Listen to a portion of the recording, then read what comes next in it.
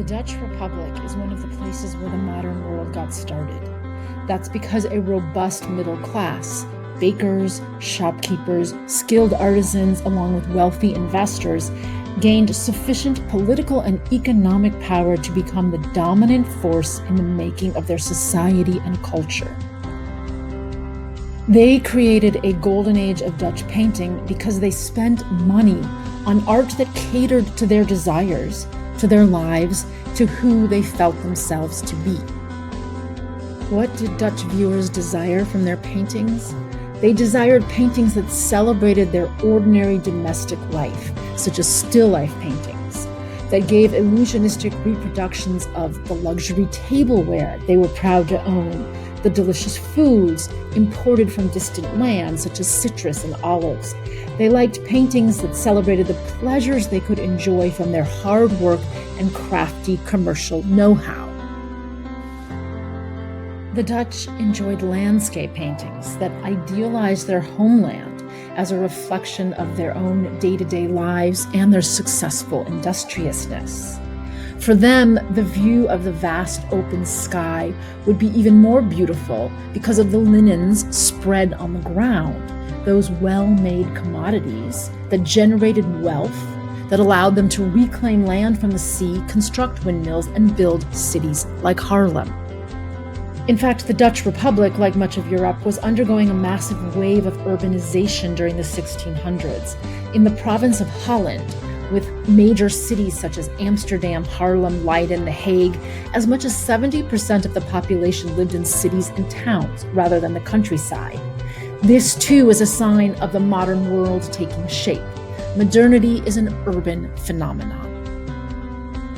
These urban dwellers delighted in genre paintings, a term that means paintings of everyday life, such as these friends hanging out smoking at a tavern. The painter pictured himself at the center, blowing smoke rings. Beside him, his friend Jan de Helm, a still life painter, is leaning in with a laugh. Because this is a painting that's meant to amuse you, showing the comedy of drunken foolishness. Courtship was another favorite subject for genre painting, with comic flair. Like a 17th century sitcom, this painting stages the awkward moment when the young man enters the home of the woman and the date begins. Will his date succeed? What are they thinking about each other? What is that male relative snooping in the background going to do? Will he interfere? Wait, is that the mother of the girl playing the lute? Paintings like this one were intended to spark conversation. It's important to understand that by this point in Europe's artistic cultural evolution, there was a clear hierarchy of status for different genres of painting. Still life paintings and landscapes were considered the lowest status. The idea was they didn't require much more than direct observation of the world. Portraits and genre painting were in the middle, since they involved depictions of human beings and events. The highest status, the highest esteem, went to history paintings, as they were called. History painting, a painting that tells a story.